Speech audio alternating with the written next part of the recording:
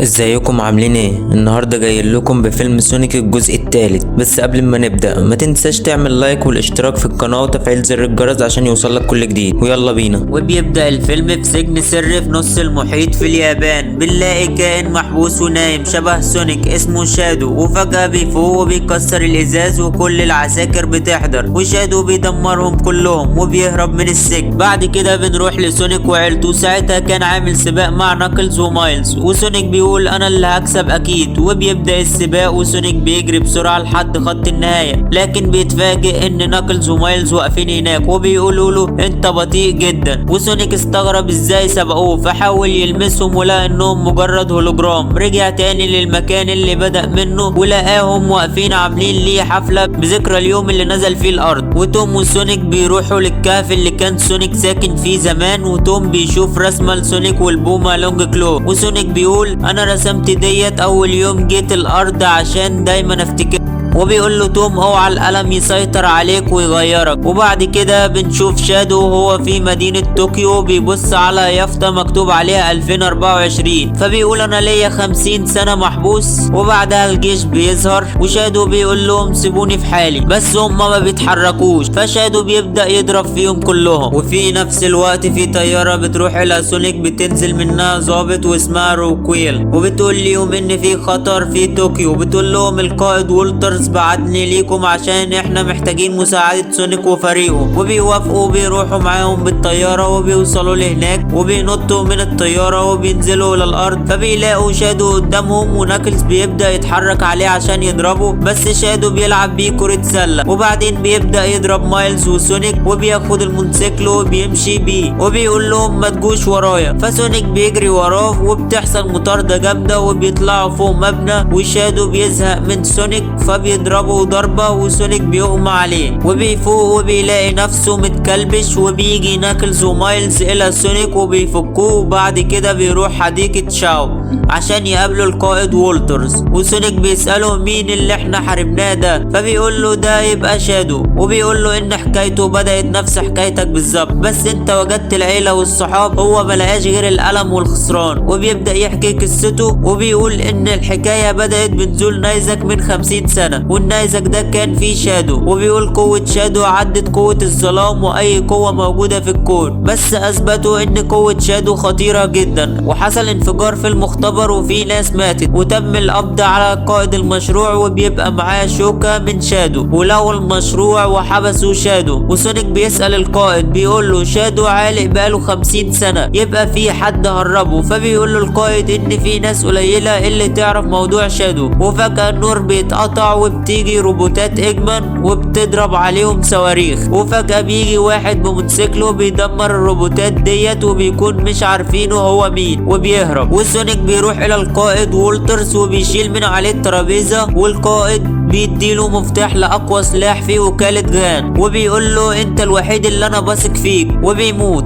وبيمشي سونيك وفريقه وبتحضر الشرطة وبيلاقوا القائد ميت، والضابط روكويل ما بتلاقيش مفتاح التشغيل معاه، وبتلاقي صورة لسونيك ومايلز وناكلز وبتقول ما كانش لازم نثق فيهم. وبعد كده بيطاردوا اللي كان راكب الموتوسيكل وبيقلع الخوذة وبيبان انه ستون مساعد دكتور اجمان. ومايلز بيقول له انتوا حررتوا شادو ليه، فبيقول له احنا محررناش حاجة، ولو عايزين اثبت لكم تعالوا معايا. وبعد كده بنلاقي دكتور اجمان بيتفرج على التلفزيون وبقى مكرش وبيسمع موسيقى وقاعد يطبل على بطنه، وبيلف الكرسي وبيلاقي قدامه سونيك وفريقه. وسونيك بيستغرب انه لسه عايش، ومساعد اجمان بيقول لاجمان ان في واحد بيستخدم نفس آلاتك، فبيقول له اجمان ده مستحيل. وسونيك وفريقه بيطلبوا المساعدة من اجمان عشان يقدروا يعرفوا مكان شادو، فاجمان بيقول لهم بس بشرط واحد، والشرط ده يبقى الشوكة من سونيك. فسونيك شال شوكة منه واداهاله، وبيروح اجمان يجهز نفسه وبيحلق شعره. وشادو راح المختبر اللي كان بيتعمل عليه تجارب، فبيبدأ يفتكر بنت اسمها ماريا، وبيفتكر اول يوم اتقابلوا فيه، وبيفتكر لما كانوا بيلعبوا مع بعض. وبعد كده بيظهر شخص لشادو، وشادو بيقول البروفيسور انا مش عارف اطلع القلم من دماغي، والبروفيسور بيقول له عشان كده لازم نعاقبهم. وبعديها بنلاقي بوابة بتتفتح عند المختبر وبيطلع منها سونيك وايجمان ومساعد ايجمان وناكلز ومايلز، وبيخشوا المختبر وبيتفرقوا جوه، وسونيك وايجمان مع بعض ومايلز ومساعد ايجمان مع بعض وناكلز لوحده، وشادو بيطلع لناكلز وبعدين بيطلع لمايلز ومساعد ايجمان وبعدين بيطلع لسونيك وبيقول له انا مش حذرتك قبل كده، فبيضربه. وايجمان بيلاقي الطيارات بتاعته وبيظهر البروفيسور وبيقول لايجمان انا جدك جيرل دروبتنيك وانا اخدت الالات بتاعتك عشان اجيبك هنا ونلم شمل العائله. وبيقول له انت كنت فين طول حياتي؟ قال له انا كنت محبوس في سجن سري لمده 50 سنه. وسونيك وناكلز ومايلز بيبقى شادو كتفهم، وسونيك بيفوق وبيلاقي ايجمان وجده جايين عليهم، بيقول في 2 من ايجمان. وشادو بيقول لسونيك وكالة جان اخدت مني كل حاجه وانا دلوقتي هاخد منها كل حاجه، وبياخد المفتاح لاقوى سلاح في الكون، واللي عمل السلاح ده كان جيرل دروبتنيك. عشان الحكومه تحرره عمل لهم السلاح ده، وبيقول ده المفتاح الاول، والمفتاح التاني فيه وكالة جان. وايجمان بيجيب الروبوت بتاعه عشان يمشوا، وشادو بيرمي كوره صغيره بتفتح ثقب اسود بيمتص كل اللي موجود، ومايلز بيطلع خاتم وسونيك بياخده منه عشان يفتح بوابه، وبيعرفوا يهربوا من المكان ده. وبعد كده بنروح لبروفيسور جيرل دروبتنيك وهو بيقول لايجمان انت عاوز ازاي تقضي يوم مع جدك، وبيبداوا يلعبوا مع بعض وبيقضوا وقت ممتع وبيعوضوا ايام الطفوله اللي هو ما لقاهاش وهو صغير. وبنروح عند توم ومادي وفجاه بتتفتح بوابه وبيطلع منها سونيك ومايلز وناكلز، وسونيك بيقول لهم احنا عاوزين مساعدتكم في مهمه سريه وخطيره عشان يسرقوا المفتاح التاني، والمقر اللي فيه المفتاح بيبقى في لندن. وبيخططوا للمهمه وبيقول مايلز ان في درع طاقه وعشان اقفله محتاج تزرع فلاشه فيه السيلفر. فمادي بتقول لو سونيك ياخد الزمرد الاعظم ويسرق بيه المفتاح ونخلص الموضوع. فسونيك بيقول لا مستحيل استخدم الزمرد، ووعدنا بعض ان نخفيه في مكان محايد. وناكلز بيقول اي حد هيحاول ياخد الزمرد يبقى عدو اللدود. وبيبداوا المهمه وبيروحوا لندن وكل واحد بيقف في مكانه، وبيكون ايجمان وجده موجودين هناك عشان يسرقوا المفتاح. وبيبداوا المهمه وتوم بيقول لمادي وقت الهولوجرام، فبتتحول مادي الى ريتشل اختها وتوم بيتحول الى راندل خطيب ريتشل. وبيخشوا المنظمه وبيحطوا فلاشه لاختراق النظام، بس بيلاقوا فلاشتين محطوطين تبع دكتور ايجمان وجده. ولما سونيك بيعرف ان ايجمان وجده هناك قرر يتحرك، بس مايلز قال له ما تمشيش انا لسه ما قفلتش الافخاخ. فسونيك بيجري ناحيه المنظمه وبينط، وسونيك بيبقى جاي خلاص هيقع،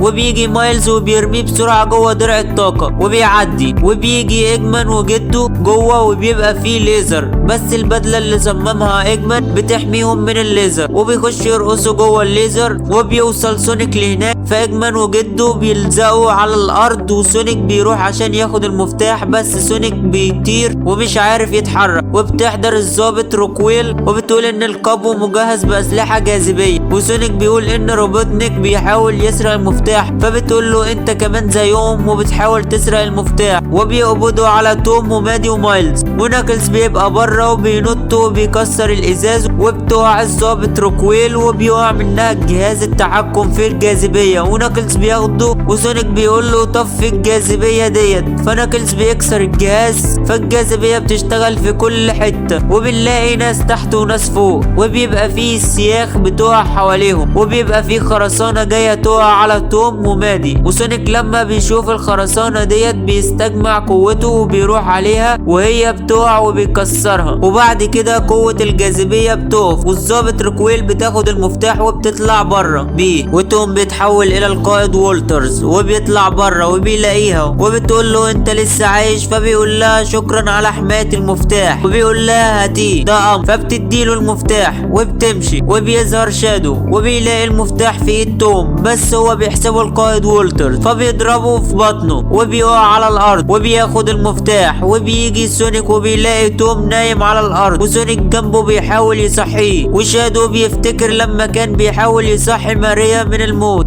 فسونيك بيقول انت عملت ايه؟ فرد عليه شادو وقال له عملت اللي كان لازم يتعمل. وشادو بيدي المفتاح الى الجيرل روبوتنيك وبيروح يشغل السفينة الفضائية وبيطير بيها الى الفضاء، وتوم بياخدوه الى المستشفى. وسونيك بيكون مليان غضب وبيقول انا لازم اوقفهم باي وسيلة وانا محتاج الزمرد. وناكلز بيقول له انه مش بيستخدم للانتقام، وبتبدأ محادثة جامدة ما بينهم. بس ناكلز بيقول له ان جزء من وعدنا اللي احنا نثق في بعض، وبيقول له عن مكان الزمرد. وبيروح سونيك ياخده وبيستخدمه وبيطلع الى الفضاء. وشادو بيبدأ يفتكر تاني ماريا واليوم اللي ماتت فيه لما جه جيرل روبوتنيك وقال لهم يلا اهربوا. وهم بيهربوا العساكر اللي ورا كانت بتضرب نار، والطلقه جت في حوض فيه غاز في المكان والمكان بيتفجر. وشادو بيصحى بعد التفجير بيلاقي ماريا ميتة وبيكون عاوز ينتقم ويدمر البشر كلهم وجيرل روبوتنيك برضه. وبيبدأ شادو يشحن الجهاز، واجمن بيسأل جده هو شادو بيعمل ايه، فبيقول له بيسهر اللهب مع طاقة الفوضى تدمر كوكب الارض كامل واحنا معاه. اجمن بيقول له ما ينفعش تضرب الارض، فبيقول له احنا ممكن نحكم العالم. جده بيقول له هي دي الطريقة الوحيدة اللي هتدي معنى الحياة لماريا، هي تدمير العالم. وبيجي سونيك وبيدخل جوه السفينة الفضائية وبياخد منها شادو. وسونيك بيقول له انت اذيت عائلتي، فقال له شادو انت كده عارف غضبي. وبينزلوا على الارض وشادو بيضرب سونيك وبيطلع منه الزمرد. فشادو وسونيك بيروحوا على الاحجار والاتنين بيلمسوا الاحجار وبتتقسم ما بينهم. وشادو بيبدأ يضربه، وبعدين سونيك يضربه، وكل ضربة بيروحوا بلد تانية. واجمن بيضرب جده وبيكون اجمن عاوز يوقف مخطط جده الشرير وبيبدأ يضربه. وبعد كده بيمسكوا في شنباتهم وجده بيكبر ايده وبيضربه. وبنرجع لسونيك وشادو اللي لسه بيضربوا في بعض. وشادو بيقول له اي بطل ده اللي يسيب اصدقائه ويروح عشان ينتقم وترك عائلته. فسونيك بيرد عليه ويقول له ما تجيبش سيرة عائلتك. فبيضربه ضربة بيطلعه الى القمر. فبيروح له سونيك وبيجي يضربه خلاص وكان هيقضي عليه. بس سونيك بيفتكر كلام توم لما كان بيقول له ما تسيبش القلم يسيطر عليك ويغيرك. فسونيك بيسيبه ويقول له ده مش انا. وشادو بيقول له انت بتعمل ايه، انت فزت. فبيقول له سونيك ان مفيش فوز في الانتقام. وسونيك بيقول له لما فقد لونج كلو كان عندي نفس اللي انت حاسس بيه. فقال له شادو هو القلم اختفى. فبيقول له لا، بس في حاجة اقوى من القلم واللي هي الحب الى بعضنا. وبيقول له ماريا ذهبت بس حبها ليك هيبقى موجود على طول. وبيتفقوا هما الاتنين مع بعض عشان يوقفوا السلاح وبيبدأوا يطيروا ناحية السفينة الفضائية. وبنلاقي اجمن بيتضرب من جده وبيغيروا ايديهم عن طريق تقنية النانو وبيضربوا بعض. واجمن بيقطع شنب جده وجده بيوقع اجمن من السفينة الفضائية. وجده بيلاقي شادو مع سونيك وبيقول انت اخترت الخيانة. فبيطلع روبوتات ليهم وبيبدأ شادو وسونيك يدمروا الروبوتات. وبيكون مايلز وناكلز بينقذوا اجمن. واجمن بيديله واحدة في المكان اللي بالك بالشوكة سونيك وبيطير الى الحقل اللي عمله شادو عشان يشغل السلاح وبيتبخر. والسلاح بيجهز نفسه عشان يضرب بس مفيش حاجة توقفه. واجمن ما بقاش عارف يوقفه والجهاز بيضرب بس بيجي قدامه شادو وسونيك وبيصدوا الاشعاع. فاجمن عشان مش عارف يوقف فبيحود السفينة عشان تبقى بعيدة عن الارض. وسونيك ما بقاش قادر يستحمل اكتر وبيقدروا يحودوا السفينة وبيبعدوها عن الارض بس بيقطعوا ربع القمر. وسونيك بيقع ومايلز بينزل عشان ينقذ سونيك. وشادو بيروح لاجمن وبيقول له في ايه. فبيقول له اجمن قلب المفاعل فيه طاقة زايدة وفاضل شوية وقت والسفينة تفرقع. فشادو بيقول ايه اللي هيحصل للارض. فبيقول امطار من نيران تنزل الارض تاكل فبيقول له شادو لو تقدر تثبت المفاعل لغاية ما زق السفينة بعيد عن كوكب الارض. وبيبدأ اجمن يثبت المفاعل وبيبعت بس مباشر وبيكلم المساعد بتاعه ستون وبيقول له انا ما عرفتش احكم العالم، طب ليه ما انقذهوش. وبيقول انت الوحيد اللي بتهتم بامري وانت افضل صديق مقرف ليا. واجمن وشادو بيضحوا بحياتهم عشان ينقذوا الكون. ومايلز اللي كان نزل عشان ينقذ سونيك بيغمى عليه وهو كمان، وبيبقوا محتاجين مساعدة هما الاتنين، وبينزل لهم ناكلز وبيفتح بوابة وبينقذهم، وبتتفجر السفينة وبيتفجر معاه اجمل، وشادو بينقذ العالم. وسونيك بيقول لناكلز ومايلز انتوا افضل زملاء ليا، وناكلز بيقول فريق سونيك. وبعد فترة بيروحوا يتفسحوا في المكان اللي كانوا فيه في اول الفيلم، وبيظهر توم وكتفه متجبس، وبيحضنوا بعض كلهم وبيعملوا سباق، وسونيك بيكسب وبينادي على مايلز وناكلز بس مش لاقيهم، وبيظهر من وراه روبوت شبه سونيك وبيجي يضربه، فسونيك بيبقى اسرع منه وسونيك بيضربه، وبيلاقي روبوتات كتير حواليه، وبيجي شخص يدمر كل الروبوتات ديت، وسونيك ما بيبقاش عارف هو مين ده، فبتشيل الزونت فبتطلع البت اللي ماسكه شاكوش ديت اللي قدامه. وبكده نكون خلصنا الفيلم.